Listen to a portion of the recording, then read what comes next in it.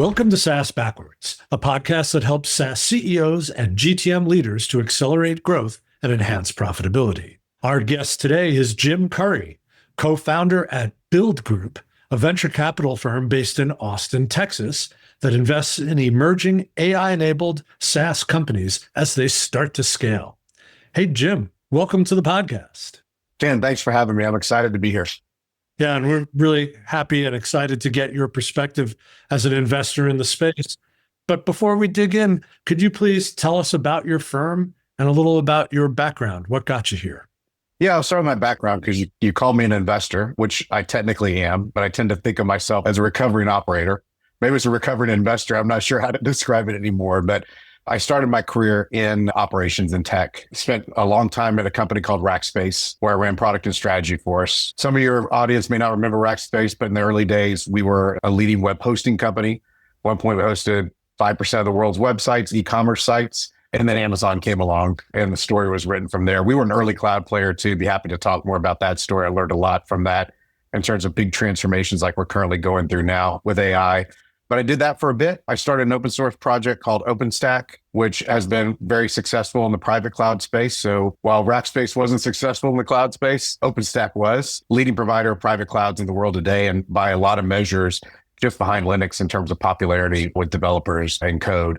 And I'm still marginally involved with that. I don't do as much with it anymore, but I spent some time running the foundation and also how to commercialize it within the Rackspace operating environment. But when I left Rackspace, I guess this was 2015 now, so it's been almost 10 years ago, not almost, has been 10 years ago, wasn't 100% sure what I wanted to do. My partner, Lanham, was my boss for a long time. He'd been the CEO. And we had a lot of conversations about how we can contribute back. Like, what's the right next step for us in a career? And I think we decided a couple of things. One is we wanted to have the Rackspace experience again, but we wanted to do it 10 times over if we could, right? So how could you go and do that with a limited lifespan? The second is we think our greatest strengths are as operators and contributing on the day-to-day working of a company. So how do you put those two concepts together? That's where we came up with the idea for BuildGroup, which we wanted to structure a little bit differently. So I'll talk a little bit about how we've set it up. BuildGroup is a permanent fund, which means we don't have a typical 10-year investment window. And so we can make an investment, hold it for as long as we want. Why is that? It's because most people think in very short-term nature in this business. They think about, trying to build things that double and sell. We think much more about how do you build things that are going to last, they're going to have a legacy. And to be honest with you, even if you're going to try to sell something in 4 or 5 years, you're likely going to achieve a better outcome by investing and creating a vision for a long-term company, right? So for us, we wanted to be in a situation where we could distinguish ourselves in the market by being really focused on long-term and really helping companies go through that. Also, if you think about it from an investing perspective, I've always felt the 10-year horizon is pretty arbitrary. You imagine buying a stock today and having an arbitrary date to sell it 10 years from now. It doesn't make any sense. You would sell a stock based upon market conditions, company conditions, all those kinds of things. And so we thought that was a better way to go. Second thing is we wanted to run a really concentrated portfolio so we could actually do what we do best, which is engage with companies as opposed to spending all of our time sourcing and doing that type of work. So when we raised our fund, we raised $330 million. We invested that in a total of 13 companies, but really only 8 of them are any size. So the partners are able to stay very, very involved with the companies day to day, which has its pluses and minuses. We can talk more about that later. But for us, being able to have the bandwidth to be involved, to know what's going on was really important for us. And then the last thing I'd say about kind of our model, we really are focused on, from a strategy perspective, the initial focus was on workflow SaaS companies that had really good data assets. So if you go back to 2015, workflow SaaS was already an established category for investing in. People understood that was a great category to invest in because if a human or machine depended on it for their job, it tended to be sticky, gave you a great opportunity for land and expand, typically in the right scenarios. What I was really focused on in the early days of data science was how companies were taking this unique data asset that only they owned out of their workflows and servicing it back into the products to change them from just a workflow product to think about as more of an insight and action product. And so that's where we put our initial focus. I mentioned AI in our initial pitch deck, and I think I said it was probably 20 years off. So I was wrong by a lot. But it just so happened that strategy played really well into AI. AI in a lot of ways is obviously just an evolution of data science. And so the companies that we had worked on for this were really well prepared for that. And as a result, we've had some exits early on in the AI space because we had companies that had built really good products that could leverage AI, which going back to the original point about having a permanent fund, no one ever thought we'd exit anything. And I've always used that as proof to say, well, no, what I said was we'll never force an exit because we have an arbitrary 10-year horizon. But if a company thinks it's the right time to exit because someone's offering them an unreasonable price, or they feel like the opportunity is gone for them and they want to get out, we're not going to stop that from happening. So that strategy's played out really well for us so far. But yeah, that's a little bit of our firm. We're based in Austin, Texas. Austin's changed a ton in the last 10 years. We don't really have a regional thesis. In fact, we've only had one company based in Austin, Texas, a company called Anaconda. They're a great company. A lot of them have been based in the East Coast, West Coast, Toronto, Canada. So we don't have a focus here. Austin's a great environment, but when we started this, it was much smaller and it really wasn't more enterprisey focused. It was much more kind of almost consumerish, but that's changed a lot. And I'm hoping we can do more deals here in the future. Well, that's a really great background on the firm and almost sounds like a Buffett-like approach to investing, as opposed to a transaction mindset. Yeah, by the way, thank you for saying that, because I actually just got back from the Berkshire Hathaway annual meeting a week and a half ago, which I am a huge fan of his. And I've been wanting to go forever. And I just felt a calling to go this year and I could not have timed it better. But yeah, I often describe it as, in the end, we wanted something that was permanent and lasting. And one thing I'd say about the fund is it has recycling built into it. So fund will be around forever, continuing to kind of invest and build. But no, I'm a big believer in the Buffett model, sort of both permanent capital and long-term compounding. He's obviously a great example for that. And, we're trying to do our best to bring it to this space. But yeah, no, thank you for bringing that analogy up. I'm a huge fanboy. Yeah, I think neither of us are alone in that. I'd love to talk about, though, this, like the founding moments here where you and your partners, moved from being operators to investors, to being venture capitalists. What were the surprising things that you learned or uncovered as you made that shift? And, has that impacted, how you and your partners are working with founders? I would tell you the first couple of years to work with us was probably not great. As you can imagine, if you go from being an operator to being an advisor, it's a real big change. And I think for us, initially, we had to remind ourselves our hands were not on the wheel, right? We're not there to drive. And in fact, we're not even there. I don't like the word coaching because I don't like the idea of when people say coachable founders. We're there to be a partner. And ultimately, they're in charge and we're there to help them get better results from themselves and from their teams. And that's a hard transition. And I would say that anytime you're looking at working with a VC that's a former operator, maybe avoid them for the first couple of years until they figure it out. So I think that was a difficult thing to do.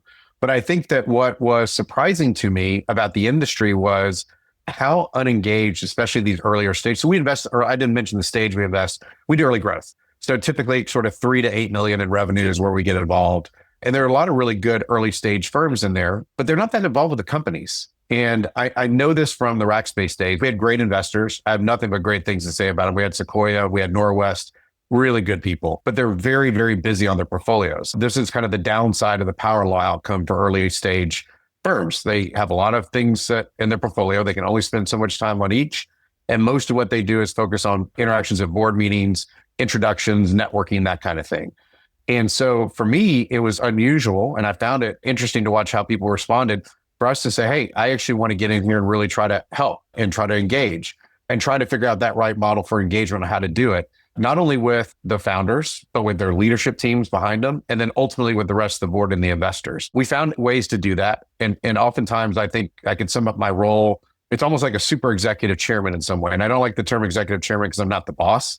But I do feel like a big part of what I can do is help drive alignment. One of the things that the CEOs don't always have the luxury of, or never really have the luxury of doing in a fast business, early stage business, is really lifting their head up. They're focused on the day to day. I know I've been there. They're just really kind of grinding. And so what I really try to do is be the holder of the North Star, which they've defined. Here's the strategy. Here's the execution plan against that strategy. How do we stay true to that and keep everyone aligned around that? And I find that when we do that, it's actually relatively unique. The other thing we do, I would say I found, is the level of diligence of the stage is actually relatively low. I think what most people bet on is category and team, right? And ultimately, I will tell you, those are two great things, right? You get tailwind behind, you can get team, that's really important. But you can't really understand the business and you can't really be helpful in the business unless you actually understand how it works. And so I do like to get in there and spend a lot of time. That is actually, in some cases, has manifested itself in me or my partners having sort of a temporary day-to-day role in the company. One of our companies, I was head of product for a period of time. I was head of sales. I ran FP&A to really kind of help understand it. So fill a gap for the company, but also learn how the company works. So we got really involved in that. And I think that because of that, our model feels very unique to people, but I also tell them you have to be prepared. It's different, right? If you're looking for an unengaged person and you just want some capital and someone to show up 4 times a year, don't take money from me because I'm not going to be happy because I enjoy business. I actually describe it to people this way. Investing, it's okay. I love business and I love business problems and I love business strategy. So getting involved in that's really important. And that's where I think as a firm, we can generate the best alpha. So I think that's been the biggest difference for me. And I do think we've come a long ways in the 10 years we've been doing this and gotten much, much better at it. And in some ways, I almost feel like we started with sort of a job shop professional services model that we've really evolved into a highly productized model with a much more efficient way for how we find a company, how we engage with them, how we diligence them. And then more importantly, once we get an investment closed, how we really work with them day to day after the fact. Sounds like something that ought to be documented out there. It is. Maybe there should be a book or something. Well, we have a lot of extensive stuff here. We're actually starting to put some of this into what I would call some open source frameworks that we're going to share. I'll give you a simple thing I do because I mentioned the North Star. Every company, I ask them to write their strategy down every year. And it doesn't be long. It can be a couple pages. It can be 5 pages. But literally, what are we trying to do this year, longer term, and really articulate? And I do have a format I like to use for that. Once that's done, we use that to decide what is the operating plan for the year. And does that match the strategy? Are we putting resources against the strategy? Or are we doing stuff that doesn't make sense? I always find that people are doing stuff that's off strategy, even in really small early stage companies. And then the last piece of it is, are we spending the money to support that as well? So they're related to operating, but they're different.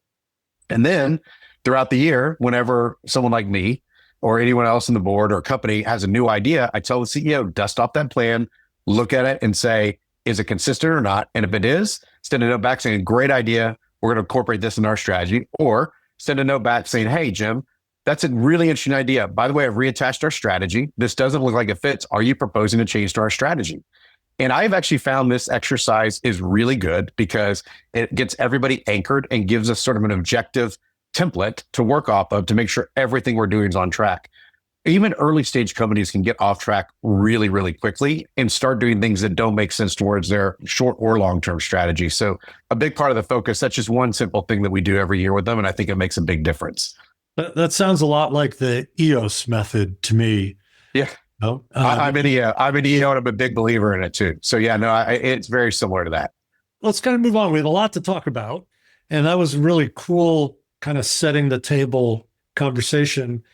I want to talk about AI, and it's going to come up a couple of times as we go through the conversation. But when we were prepping for the episode, you talked about AI as a feature, not a product. And I'd like you to walk us through your perspective on how existing SaaS companies can effectively leverage AI to transform both their workflows and the insights they generate from the data. And by the way, I've always been a guy who believed proprietary data was the coin of the realm. So we're definitely on the same page there. But kind of share with our listeners, especially those who might be operators, founders themselves, your perspective on those two things. Yeah, I often describe AI as an infrastructure wave. And we've been through a number of these waves, the SaaS wave, the multi-tenant cloud wave, the open source wave, and mobile data science. And what does it mean to be an infrastructure wave? To me, it means that everybody gets to take advantage of it, right? And so when people think about investing in AI, I think a lot of what you're seeing now, the 70% of venture capital dollars, they're flowing into kind of the pure infrastructure enabling layer stuff for a great extent. Not all, but a lot of it's flowing into that area, right?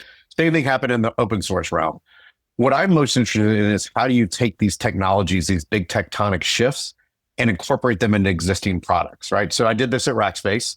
We were legacy client server, right? We put up servers for people. We maintained them for, they were all dedicated environments. Then cloud came along. And we had to transition really, really quickly to being a software company and building a multi-tenant cloud for people, right? big change. So I could go through a lot of examples like that. In this world, this is a really interesting change for a lot of reasons. Number one, oftentimes incumbents don't have an advantage. I think incumbents have a tremendous advantage right now with AI. And so if you think about it, I talked about our thesis, right? Data-enabled SaaS workflows is what we used to call them. Now I call them AI-enabled SaaS workflows. If you own a workflow, you own really valuable data. I mean, I could go through any example, Marketo, HubSpot, Salesforce, all the stuff we know on the go-to-market side. They know tons and tons about not only our data, kind of static data, but how we process that data, the workflow around that data, the team interactions on that data. Incredibly valuable stuff, right? AI is not valuable without data. We all know that, right? It's really not valuable without proprietary data. Otherwise, anyone can get access to it and start utilizing it. It also requires expertise, like being able to finely tune and train these models to serve an outcome that you are familiar with is also really important. So SaaS companies own data. That data is proprietary. Those SaaS companies, if you've been in business for a while, you probably know a lot about your users, whether it be in the marketing space, manufacturing space, maintenance space, you name it. You're an expert and you're going to know how to train those models. We had a company called CaseText. They were a legal workflow company for helping lawyers do research and draft briefs. I invested in it 5 or 6 years ago when no one would look at it. And what sold me on it was the CEO in our first meeting over pancakes. I asked him, what are you working on? He turned it around and said, well, it's an early iteration. As you're doing your research, it starts pulling citations over into a brief, making suggestions. This is where I want to go with AI. I said, this is really interesting. So tell me more about your AI team. His AI team was all lawyers. They were all experts in how this worked. And I said, well, tell me what you're really focused on right now. And he goes, we have 8 years of data on how lawyers do this, how they do their work and do their research. And so when GPT-3 came out, GPT-4 came out, these guys were really prepared to take advantage of it, and the product capabilities exploded. So I think that for existing companies that have really good workflow and data assets, putting AI on top of them is a tremendous advantage. I think when you look at the world of agentic AI startups, I think that's a really hard space to win. If all you're trying to do is win because you've got the best trained LLM, you're going to be competing against dozens, if not hundreds or thousands of competitors. And no doubt, many of them will win because they're going to be funded with lots and lots of capital and have the opportunity to run for a long period of time to build the data sets they need. But the reality of it is these companies today that exist that already have this with these valuable data and the workflows are already in a position to start doing this kind of work. And so we're doing this with our existing companies today, which is let's take AI and really focus on how do you incorporate that into the product to deliver a better outcome. You asked the second question, which is about the operations side, which to me is also really interesting. And so I can tell you how I'm starting to think about that. So a lot has been written about these early stage from scratch startups that are scaling without any people. And it's absolutely happening. We're seeing it in a lot of the stuff that we're looking at today. I think that the time is here where firms are going to have to start getting serious about looking at the operational side of their business and starting to decide, where can I, at a minimum, augment humans with this capability, if not replace humans? And I think that this is actually where the startups will have an advantage. They don't have the legacy teams. They don't have the legacy cost structures. So they don't have the data necessarily, but they're able to scale from scratch with an operating model that works. We are in a position where I think it's going to be very common to see both fast-growing startups that are not burning or have very limited burn. It's just a unique position to be in. And so we have been working with all of our companies to take not only the stuff that we do with AI on the product side, but really working to incorporate it into their business. A big focus for us is on the go-to-market side. Go-to-market is all human interaction, and AI is great at mimicking and in many cases today, bettering human interaction. Of course, on the back end, I think there's a lot of interesting stuff there to do too, and I can talk about that. Coding's obviously an example, but a big part of what we're trying to focus on is the go-to-market side, where I think the opportunities, especially in the next 12 months, are going to be tremendous. So on the go-to-market side, you're talking about for your portfolio companies, correct, enhancing the efficiency of their own go-to-market. That's correct. Yeah. We have been going through and looking throughout the funnel at opportunities. And let's be clear, the market right now is all over the place in terms of the maturity of these technologies. It's also all over the place in the willingness of customers to accept an interaction with a chatbot as opposed to a human. But we are seeing areas that it works. So, you can start at top of funnel with how you're basically getting leads in, how you're parsing them, how you're doing that kind of work is all interesting. But I've found a couple of areas I'm actually most interested in. One is we've been spending a lot of time looking at demos Demos are one of those things where we have a lot of dropouts in a pipe, right? So the example I always like to give people is you have an SDR, they've got a really interested lead. They're ready to get a demo of the product. You hand it over to an AE to go and process that lead. They give them a Calendly link, and the next time they can do a demo is 3 days away. And again, the example for me would be if I called a buddy of mine and said, man, I've had a really rough day. I'm ready for a beer. And he goes, that's awesome. Let's do it in 3 days. Well, I may want it. I may not want it in 3 days. So the ability to capture that person at that time is really important, but the ability to also make the demo work is really important. So there's actually some pretty good tools now for cutting custom video demos. We're getting closer to a world in which you can stand up, tear down, and customize real demos. We're not quite there yet, but it's an easy way to start experimenting within our pipe.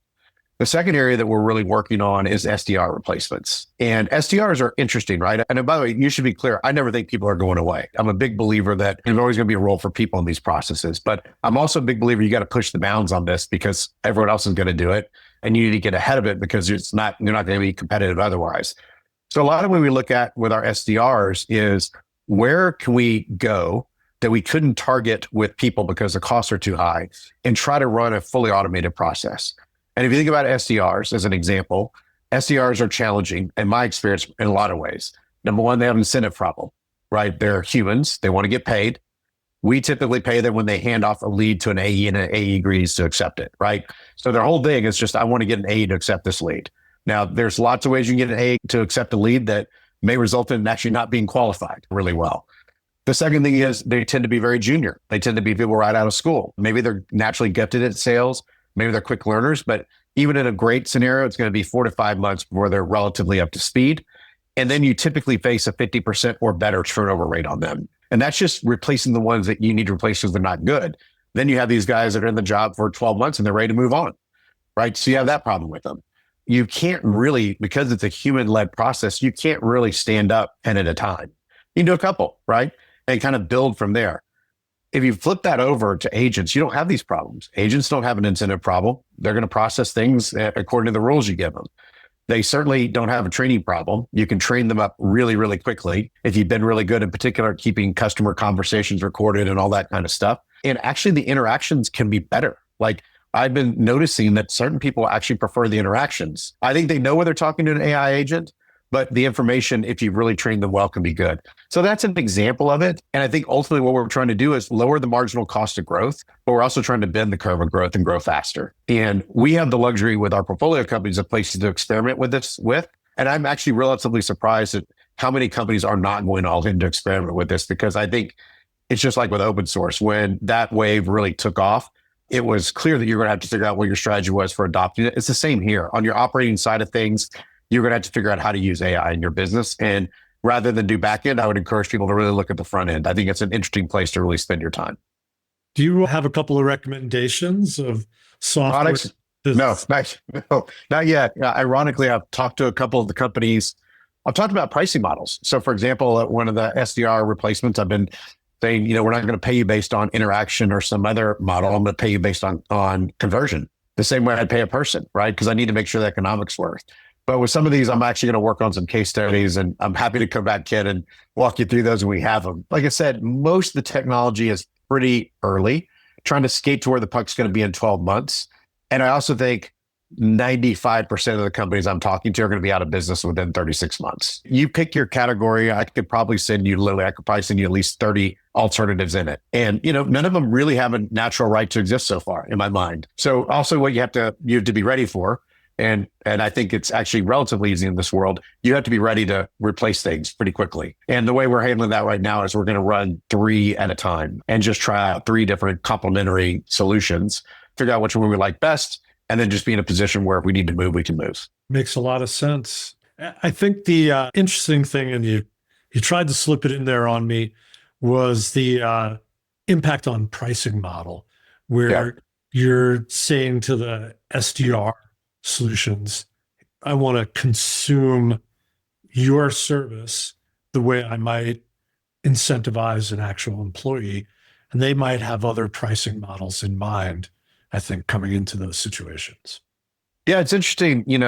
I think much of what we know about the kind of predictable revenue SaaS go-to-market model that has been in place since Salesforce really kind of, initiated it, it's going to change. And I don't know how. I think there's a lot of things that we're talking about are basically, well, look at what I'm doing. I'm taking a legacy model and I'm applying new tech against it. And I'm actually bifurcating those models. I'm actually dividing that model up into very traditional ways, assuming I add people. That's not necessarily the right way to do it. And I think we're going to find that out. But the same thing's happening on the software side of things. They're doing the same thing and they're trying to price it with a legacy model. So in the middle, we're trying to come up with something a little bit different. And in my mind, anytime we're talking about something that literally is a replacement for human labor, I need to make sure that my measurement of that human labor is actually better. And not by some small percentage, it needs to be markedly better, right? So one thing I'd say to somebody like, look, switching over to, all, AI-based SDRs, if that only results in a 10% improvement, I'm not happy with that, right? I want to see a real dramatic improvement in it. That's within the margin of error for me of whether I'm not actually measuring it or not. So that's what we're trying to figure out right now. So there's a whole lot of stuff in our own adoption of this that we're experimenting with it and trying to figure it out. I've got a dedicated product team of about 5 people right now that I've been working through with this to try survey in the market, make sure we have a good idea of what's out there, and then really just try to put them in production. And luckily, we have some great CEOs who are really interested in trying this stuff with us. I want to drill down just a little bit more with you in this area. What are the areas of improvement? You talked about the SDR, and that's, I guess, to book the demo or the meeting, depending on your sales motion, right? What other areas and metrics do you think are ripe for early adoption here?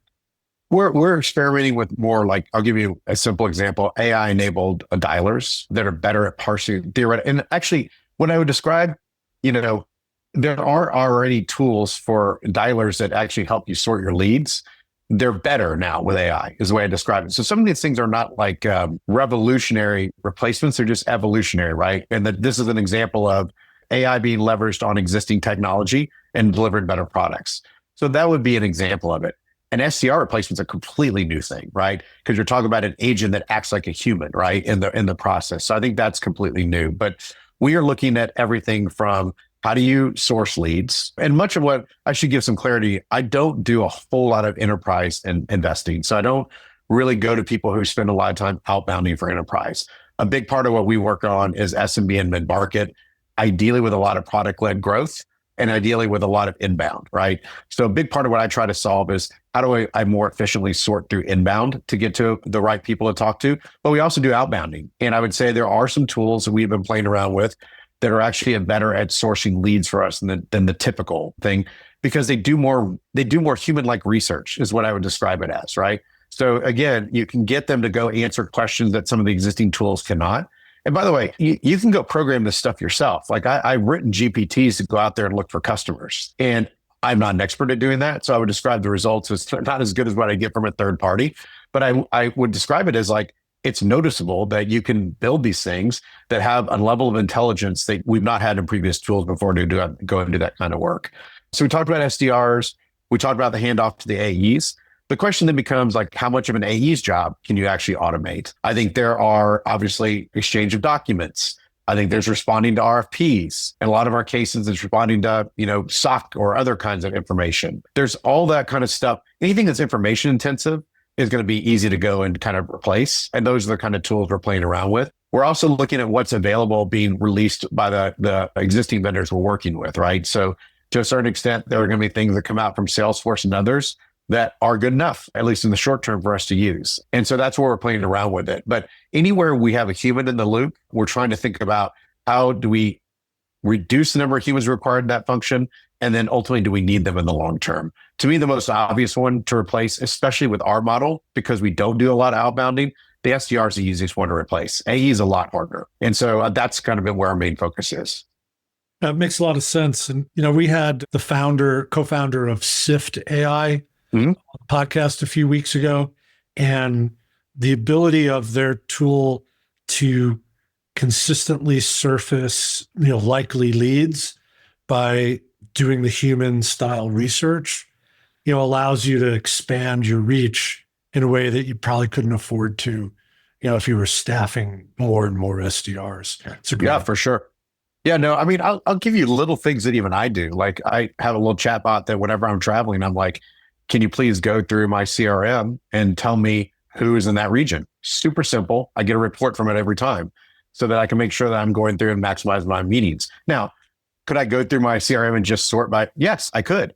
But then you add other characteristics to it. Are any of these folks potential investment targets? Can you prioritize it by who are potential investment targets? Who are the most important targets? Can you sort it by ones that indicated they were going to be raising the Series A or Series B at this period of time? You can go through and give it kind of parameters. But this is where, like, once you program the GPT with what you're looking for, it actually is really good. I've actually done a situation where I've had an SDR agent and I've had a customer agent. And I've had the customer interact with, and I've listened to it. I turn on the audio so they can talk to each other. I've essentially had them train each other. Well, I shouldn't say I'm training each other. It's really a customer training the SDR, but these things can train themselves. And it's really interesting. It's all based on the quality of data you give it, right? The more data you give it, the better. But these things are really good at doing that. It's the number one thing I always find that's interesting about this is people don't try this stuff out. And, if you're not in go-to-market, if you don't do go-to-market for a living, that's okay. There's something that you do that's go-to-market, and all you need to do is go to ChatGPT, start playing around with your own GPTs and see like how you go and do this stuff. And I've done this for a number of my friends who are in the non-tech space. Like, how do I use this to source leads? How do I use this potentially to interact with customers, potential customers? And it's really interesting to show people how to do it because the tools are there. They're powerful and they're very easy to use. And if you and I go back 20 years ago, when you had to program anything, right? Even going back to data science, where if you were a business analyst, you ultimately still had to depend on a data scientist to deliver you an artifact. You really weren't interacting with the data yourself.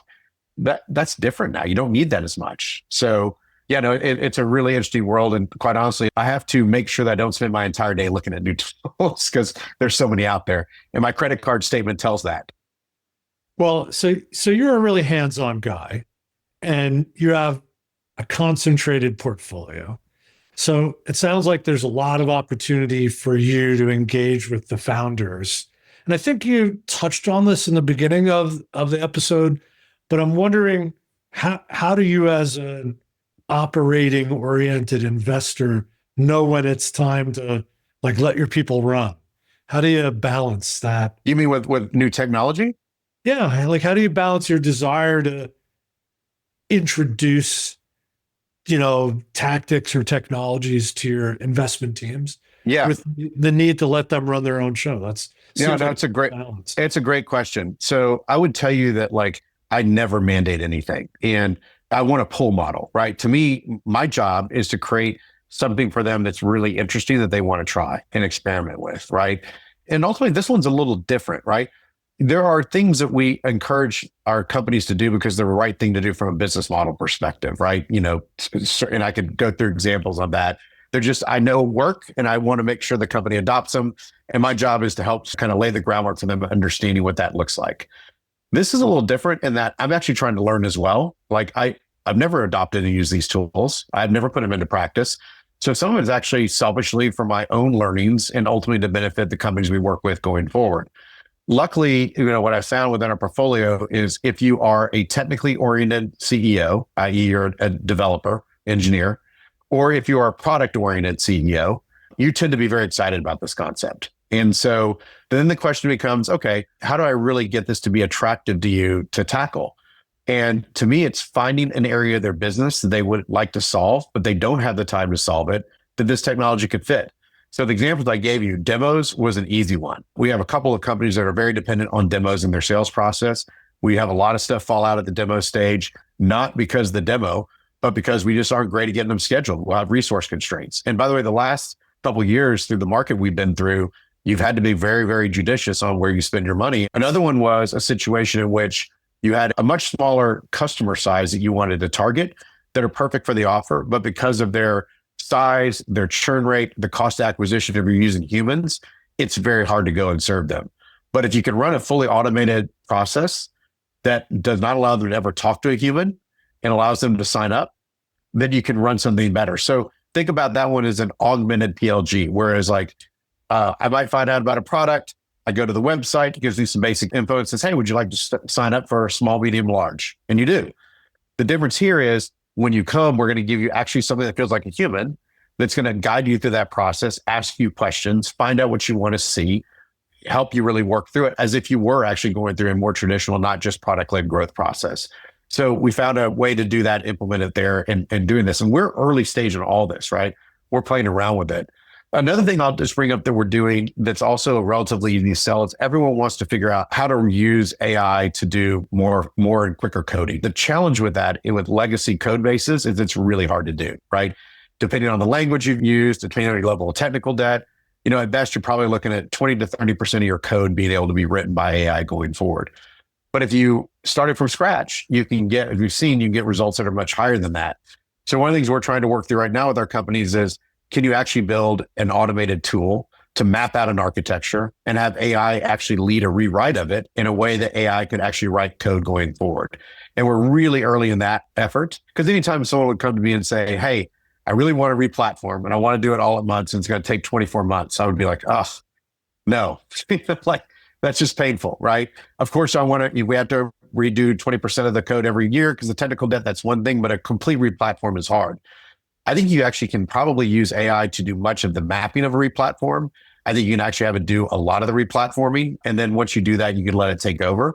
And especially engineering-oriented CEOs are very into this topic. And again, I think this is one thing we have to figure out, because this is where a startup that competes with our companies that are all in the teens of ARR or better face a risk, right? They've got to get that cost down. And so we're trying to figure that out in rapid order as well. Kind of the last thing I want to ask you, you're meeting founders who may not be as up to speed as you are about AI and the impact on their business.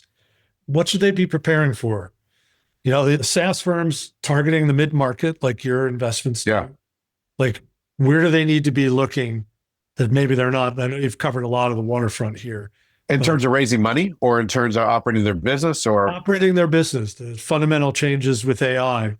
It's sort of a what else you got question. I would say, first of all, I found it intriguing. I've actually been invited to and joined a couple of groups of basically CEOs that are trying to figure this stuff out. There's a guy named Jeff Woods, who's a friend of mine here in Austin. He has written a book on harnessing AI really at the strategic level. How do you use it for strategic planning? And he's pulled together some groups of folks that some of us have been talking about operating strategy. So part of it is like, I'm an open source guy, right? So I remember the early days, kind of the 2010 period of time when databases were exploding in open source, and the level of interaction and communication. I'm not talking about writing of code. I'm talking about people discussing how to use this, where to use it, when to use it. It was really impressive. That's one thing I've always liked about open source. Some of that's going on in the world of AI too. And so I always encourage people, get a part of a group and look at ways to do things. I've subscribed to a whole lot of different newsletters where people walk through how they're using AI in their workflows. I saw one the other day, and I forget who wrote it, but the workflows they use to replace Canva and how they get a better result on it. And I thought that was fascinating, right? So kind of reading through all that stuff. A lot of times people ask me, okay, so I need to hire a head of AI. I need to hire someone to go and figure this stuff out. I say, well, not necessarily. I tend to think of, first of all, I tend to think about two things. Again, product and operations. I think of AI as not a separate function. I think it lives within product and lives within engineering. And I think first and foremost, you have to have a head of engineering and product that gets their head around the importance of that to the product and really wants to go hire someone to own that and figure that stuff out, right? So it does fit within product and engineering. The biggest challenge is to make sure that you have a head of product or engineering who are fascinated by this and want to do it. Not all of them are, but you need to have someone that wants to go and do that. You need to have a CEO who's very focused on the operating side of things, on how are we going to leverage this going forward. Only the CEO can decide to go and do this. And I don't agree with a lot of stuff that comes out around big companies of like, we're not hiring anymore. We're just using, that's not the answer. The answer is we need to go out and try these tools. And when they're good enough to replace people, we're going to do that. When they're certainly going to be good enough to augment people in the short term. And also looking for marginal cases on the horizon that we can invest time in now, where we could deploy AI and it might be meaningful to our business. The examples I gave you are one of those.